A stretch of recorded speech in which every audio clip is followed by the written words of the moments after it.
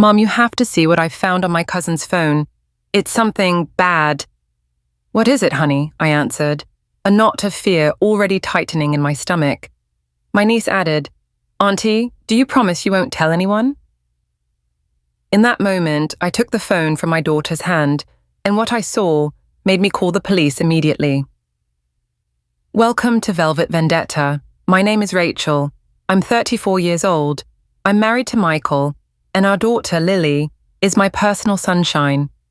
I do everything I can to raise her in a safe environment, one filled with love, listening, and protection. That has always been my priority, for her to grow up without the fears I had as a child, without the silences that hurt. Lately, my niece Sophia had been staying with us. She's the daughter of my sister, Jessica, a woman who loves her daughter but sometimes seems to live in another world, oblivious to the details that matter. Since she was little, Sophia was a reserved child, one of those kids who watches more than she speaks. But since arriving at our house, she was quieter than usual. Her silence wasn't shyness, it was dense, like a wall. I thought it was just homesickness, a phase, but every time I looked into her eyes, I saw something deeper, a hidden fear. I didn't want to imagine the worst. I kept telling myself it was just her personality, that she was feeling out of place, that she just needed time. But my intuition, the one that's never wrong, was already warning me that something inside her was broken. That afternoon, it all started with a simple gesture. Lily walked into the living room with a cell phone in her hand. Her little eyes were wide, and her voice was quiet, almost trembling. Mom, look, this is Sophia's phone. I looked at her, surprised. Lily wasn't the type to snoop through other people's things. If she had taken that phone, it was because something had seriously caught her attention. She held it out, and I took the device. It was unlocked, open to the photo gallery, as if Sophia had run off without closing anything. At first, the images seemed innocent, common selfies, pictures of her backpack, but it only took a few swipes for the impact to hit me like a wave of ice water. My breath caught in my throat. Selfies of Sophia with puffy, swollen eyes, crying in silence. A photo of her arm with a bruise that looked recent. Screenshots of text messages with bizarre phrases. This is our secret game. If you tell anyone, no one will believe you. A buzzing started in my ears. My heart began to pound so hard it almost hurt. My hands were shaking. I looked at Lily. She understood, even if not completely. Her little face was serious, worried. I immediately went upstairs to the room where Sophia was. Each step felt like it was made of lead. The phone in my hand felt like a bomb. I found her sitting on the bed, hugging a pillow as if it were her only shield. Her eyes widened when she saw me with the phone. Her face changed. First surprise, then panic. Sophia, what is this? My voice came out soft but firm. She froze, took a deep breath, and her eyes filled with tears that wouldn't fall. She seemed to be calculating whether to run, deny, or speak. Auntie, you can't tell my mom, she whispered.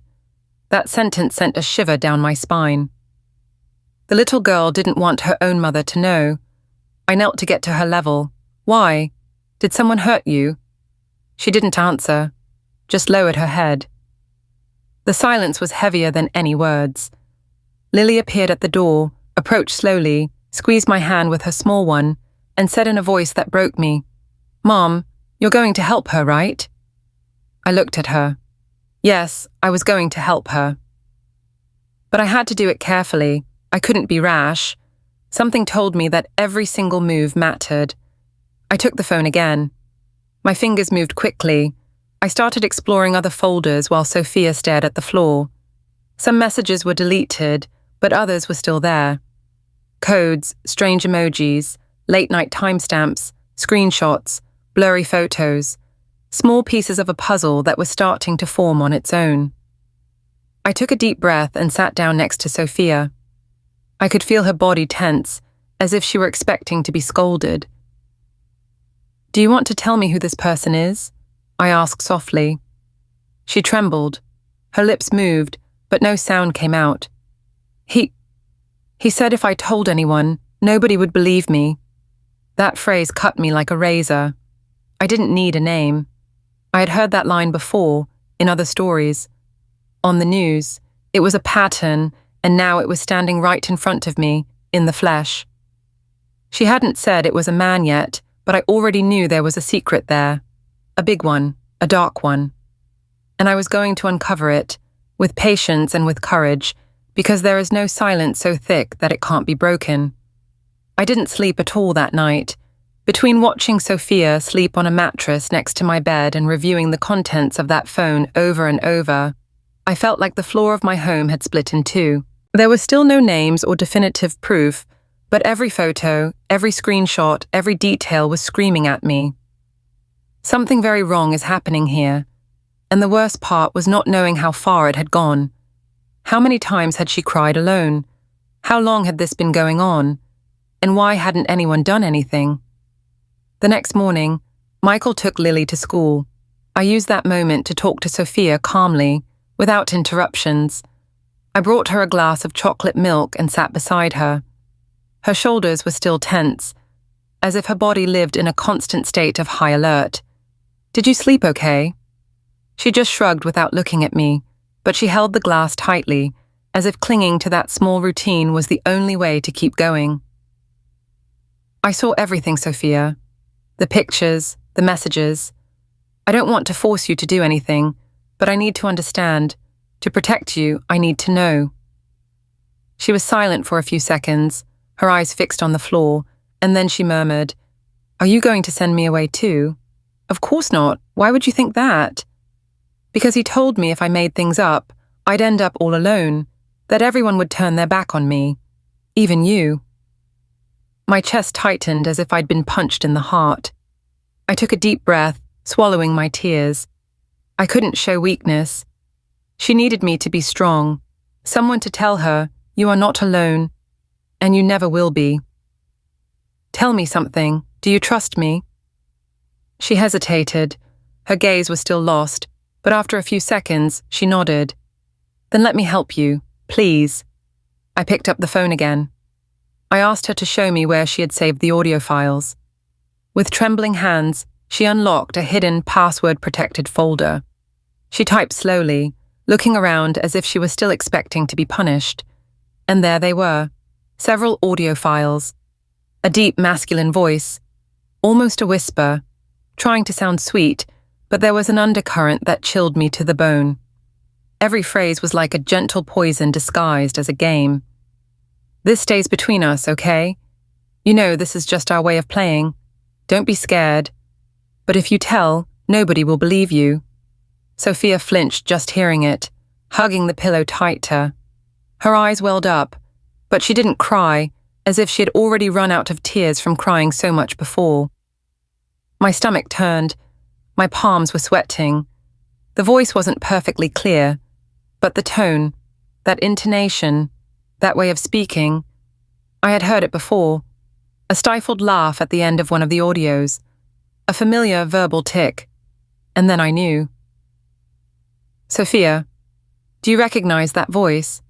She bit her lip and looked down. The silence lasted for almost a minute until, finally, she nodded, a slight but painful gesture. "It's him, isn't it?" I asked, almost in a whisper, a lump forming in my throat.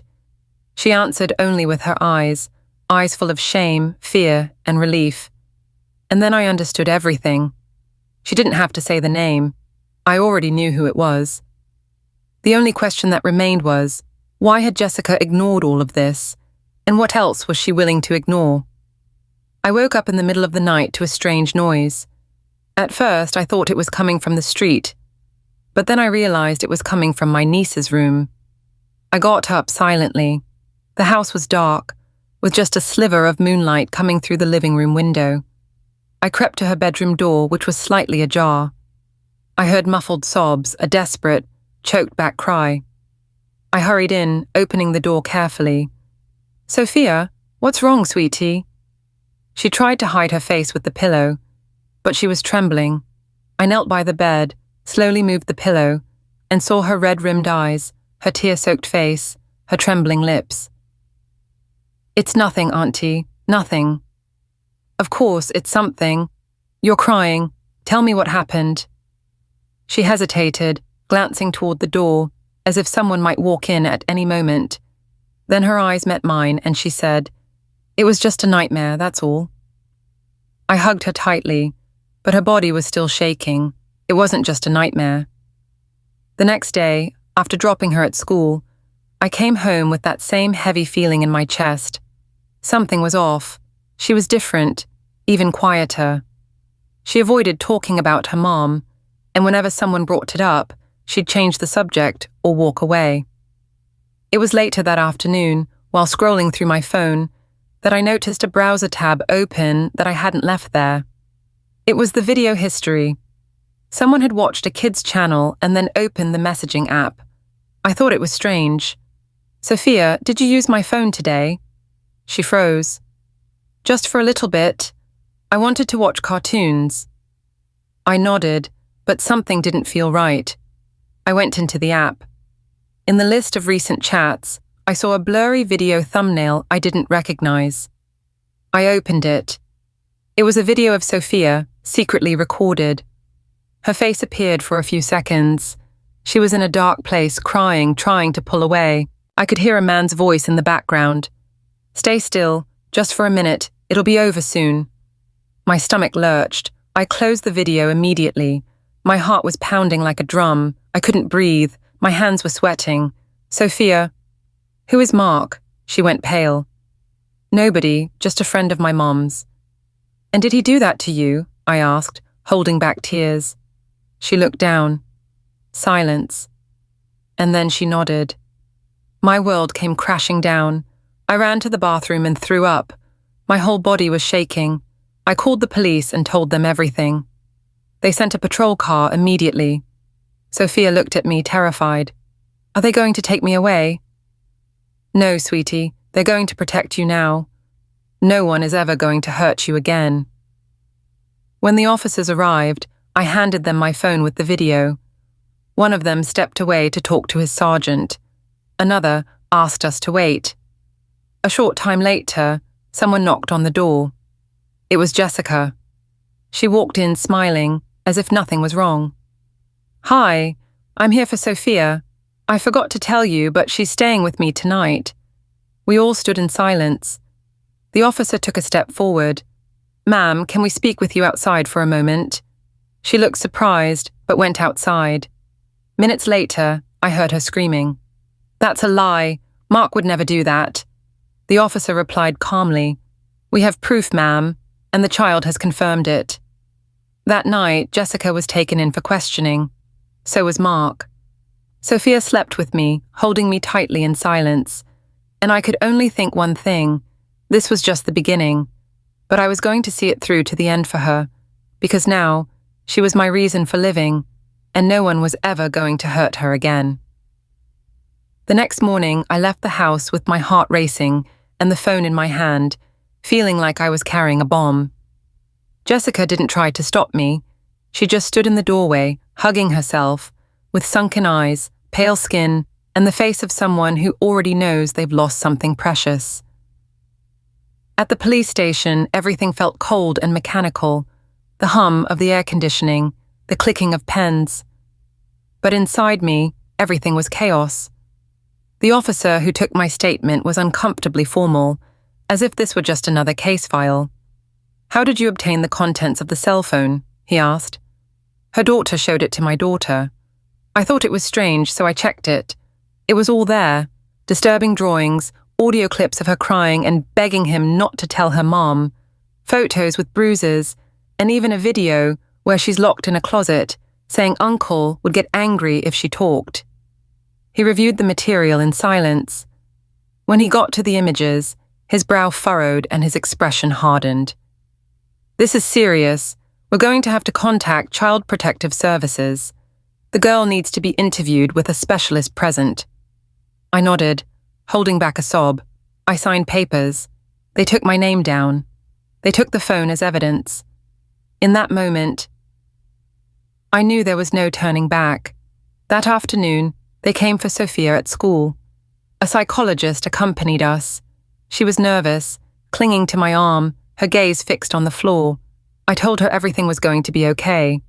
And for the first time, I saw a tiny bit of relief in her little face. Hours later, we returned home. I found Jessica on the sofa, motionless, like a broken statue. Her hands were clasped, her eyes swollen. "They took him," she whispered. "They came a little while ago, with handcuffs, in front of everyone." "Mark?" I asked. She nodded. Mark, her boyfriend, the man she had brought into her home, into her daughter's life, as if he were a father. I sat down across from her. The silence was almost unbearable. "You should have done this a long time ago, Jessica." "I know," she said, "but I loved him. I thought he was different, that he would take care of us. I was blind, Rachel. I put that man before my own daughter." She covered her face with her hands. Her voice was broken, barely audible. "And now she blames me. She asked me why I didn't protect her sooner, and I didn't know what to say." I took a deep breath. "Maybe deep down, you were afraid of him too." She nodded silently. There were no more excuses. "Is she with you now?" she asked. "Yes, and she's going to stay with me for as long as it takes, until this is all over." "Thank you." I didn't answer. It wasn't time for thanks or for forgiveness. That night, I went to cover Sophia with her blanket. She was already asleep, but stirred when I adjusted the sheets. She opened her eyes slowly, a little scared. "Auntie, he's not going to hurt me anymore, right? Ever again?" A lump formed in my throat. "Never again, sweetie. Never again." But inside I knew. Some monsters don't just wash off your skin that easily. She had been living with me for a week. Our routine had completely changed, but I didn't care. She needed me, and I wasn't going to let her down. In the mornings, I took her to school. In the afternoons, we'd go to the grocery store or the park. Simple things, but they seemed to be giving her back pieces of a childhood she never really had.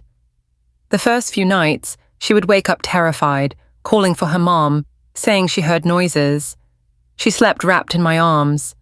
Over time, those fears started to fade, but the trauma, that was still there, like an invisible guest in our home. One day, while she was drawing at the kitchen table, she showed me her picture. It was a little house with 2 people holding hands and a giant sun in the sky. "Who are these?" I asked. "You and me, we're safe here." It broke me. I smiled, but on the inside, I felt the weight of the entire world. Later, a social worker came to visit. She wanted to talk to Sophia, see how she was adjusting, and observe our home environment. I opened the door with my heart pounding, but she was kind. She spoke softly and looked at me as if she understood more than I was saying. "Her mother is cooperating with the investigation, but she's still in a state of shock. It's likely she will lose custody permanently." "It depends on the legal process," she explained. I nodded. It wasn't easy to hear. Despite everything, Jessica was my sister, and no matter how severe her negligence was, a part of me still wanted her to find a way back. That night, I got a text from her. "Is she okay?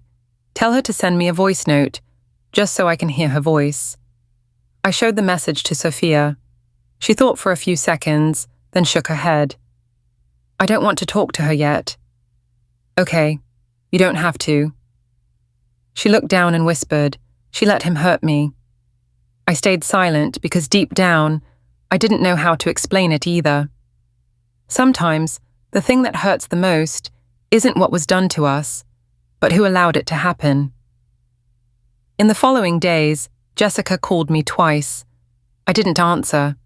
I didn't know what to say. On the 3rd try, she sent me a voice message, crying. I know I failed. I was so blind. I swear I didn't see what he was doing. I just wanted a love that would save me, and I put that man above everything, even my own daughter. I don't deserve forgiveness, but I needed you to know. Hearing that hurt, not for her, but for everything that little girl had to endure alone while her mother was dreaming of a love that never existed. That night, I went to cover her with her blanket. She was asleep, but stirred when I fixed her pillow.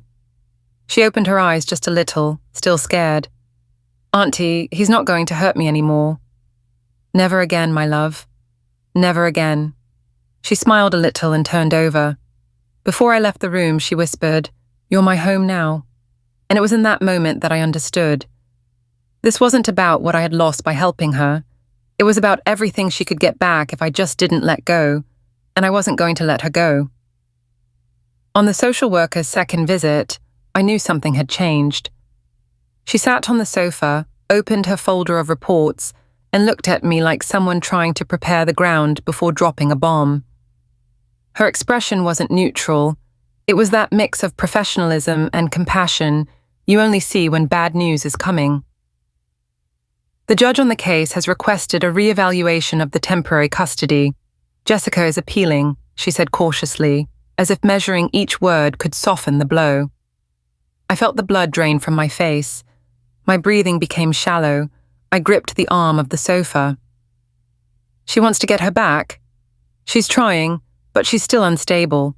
The psychological team has recommended caution. There will be a new hearing." I nodded silently, my heart racing. Sophia, who was playing on the living room rug with some colored pencils, looked up at me as if she sensed something. She gave a small, faint smile, with that natural sweetness that could disarm anyone. But all I could think about was losing her. It wasn't just fear anymore. It was panic. It was a chasm opening up beneath my feet. In the days that followed, the comments started. Neighbors murmuring at the grocery store, as if I were the main character in a neighborhood drama. A former classmate of Sophia's approached me on the street with that hypocritical smile of someone who enjoys poison disguised as advice. "I heard the little girl is living with you. And look, it's none of my business, but nowadays it seems like they take your kids away for just anything." I didn't respond. I just smiled and kept walking. But those words stuck in me like a thorn, like an unjust accusation, a veiled warning. Just anything. That night, Sophia came to hug me before bed. She climbed into my bed, rested her head on my shoulder, and said in the sweetest voice in the world, "Good night, Mommy." She didn't even realize she'd said it. But I did. And my heart broke and rebuilt itself all at once. I lay there in silence for long minutes, listening to her steady breathing. It was a simple moment, but it contained everything: trust, connection, love. The next morning, I went to Jessica's house to get some school documents she'd forgotten to give me. She wasn't there. The spare key still worked. I hesitated for a few seconds before going in. My hands were shaking. I entered with a heavy heart. The house looked abandoned, as if no one had lived there for months. Boxes in the corners, an old sofa, the smell of dampness. In the little girl's room, I found a drawing notebook. Tucked inside was a crumpled piece of paper, hidden like a secret that didn't want to be found. It was a drawing of Sophia crying, with a tall, dark figure in the background, his arms open, and next to him, a woman with her eyes scribbled out. It was a scene that screamed what she didn't know how to put into words. A cry for help made with crayons. I cried right there, sitting on the floor of that empty room. The pain squeezed my chest with rage. How did no one see this before? How did no one hear what those drawings were screaming? I returned home, still shaken. Sophia was waiting for me at the window, her little hands pressed against the glass. When she saw me, she ran to the door and jumped into my arms without hesitation, as if the entire universe spun just for her to reach that embrace. "Where were you?" "I just had to run some errands, my love. But I'm here now." She hugged me tight, with that strength only children have when they love unconditionally. That night, as I was tucking her in, she took my hand seriously and said, "If I have to go back there, can I take you with me?" A knot formed in my chest. I swallowed my tears, kissed her forehead, and answered with everything I had. "No one is going to take you away from me, Sophia. No one." But I knew that promising that was like promising it would never rain again. And the sky was clouding over once more. I could feel the storm forming on the horizon. What if the judge decided otherwise? What if Jessica managed to convince everyone she deserved another chance? I wasn't her mother legally, but I was the one who dried her tears, who woke up in the middle of the night, who listened to her fears and answered with hugs. I was the one who heard her call me Mommy. They could question my authority. They could say I was nothing on paper. But every cell in my body was already screaming that I was her mother, and I was going to fight until the end. Because real love doesn't need a piece of paper to certify it. It just needs a heart to hold it. The courtroom felt colder than usual that day. I held Sophia's hand tightly, and she, as always, squeezed back with a firm grip. She was quieter than usual, her gaze low, but she wasn't crying. Just waiting. Jessica was on the other side of the room. She was wearing a colorless blouse, her makeup was smudged, and she had a lost expression. Beside her sat a lawyer who wouldn't even look at her. When our eyes met, I saw a mix of guilt and denial. The judge entered, and with her, time seemed to slow down. We will now begin the hearing for the permanent custody of the minor, Sophia Miller, the bailiff announced. First, they called the social worker. She detailed the reports, the visits to our home, the conversations with Sophia, the psychological evaluations. Then came the school reports, medical records, and even an opinion from the therapist who had worked with Sophia in her first weeks with us. Every word seemed to add more weight to my chest. I remained firm, controlled, but my hands were sweaty and ice cold. I knew that even if the truth was obvious, judicial decisions could be unpredictable. Until they announced, "We will now hear the assisted testimony of the minor." I looked at Sophia. She looked back at me, took a deep breath, and stood up. The psychologist accompanied her to a glass-walled room to the side. The judge gestured for the audio to be broadcast. "Hello, Sophia. Can you tell me your full name?"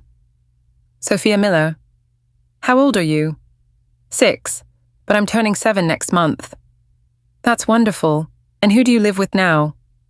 "With my Aunt Rachel, but I call her Mom." My heart clenched. Jessica lowered her gaze. "Why do you feel good with your aunt?" Sophia thought for a moment, scratching her chin. "Because she doesn't hurt me. She listens to me. She sings to me in the bath. She sleeps with me when I'm scared, and she never leaves me alone, not even when I cry at night." The judge paused. "Do you like living with her?" "I love her, and I want to stay with her forever." The lights in the courtroom seemed brighter. Everyone was silent. Nothing more needed to be said. The judge called for a 20-minute recess. We went out into the hallway. I sat on a bench, and Sophia laid her head in my lap, dozing off, exhausted. I stroked her hair, just like I had since the first day she came to my house. Jessica walked past us, stopped, looked at me, and whispered, "I loved him. I swear I thought he would change, that he would never hurt her." "You loved him more than you protected your daughter," I replied without raising my voice. She hung her head and said nothing more. We returned to the courtroom. The judge came back with the documents and announced her decision in a firm voice. Considering the evidence presented, the technical reports, and above all, the testimony of the minor, this court grants permanent custody to Ms. Rachel Miller. The minor will remain under her care with all legal rights and parental responsibilities, effective this date. I closed my eyes. Sophia smiled and ran to me. That night, we made pancakes, her favorite. We sat on the floor in the living room on a blanket, like an impromptu picnic. "Are we a real family now?" she asked. "We always were," I replied, "but now the rest of the world knows it too." The following week was her 7th birthday. I planned everything myself. We invited neighbors, classmates from her new school. Even the social worker came with a small, symbolic gift. Sophia wanted to decorate everything with drawings she had painted herself. Flowers, stars, hearts, and a drawing of us, holding hands, with a phrase written above it, "I chose you." When it was time for the cake, she turned to everyone and said, "This is my first happy birthday. Thank you for giving me a family." I cried. The neighbors applauded. Some of them cried too. After the party, back at home, she gave me a little card. It said, "Thank you for saving me. You taught me what love is." I saved it like someone saving a miracle.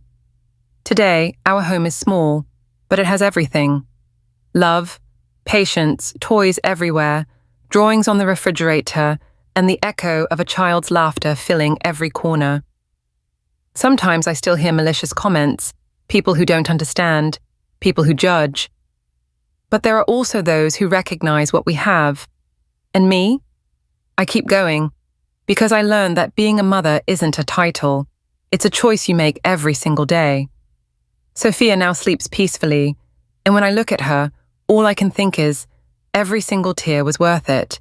I did the right thing, and I would do it all over again.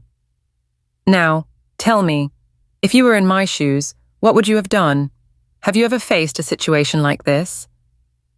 Would you have acted the same way? Leave your comment down below. Real love, those 2 words sum up everything we've been through. If you made it to the end, show me by writing real love in the comments, and make sure you subscribe to Velvet Vendetta so that love is never missing from our lives.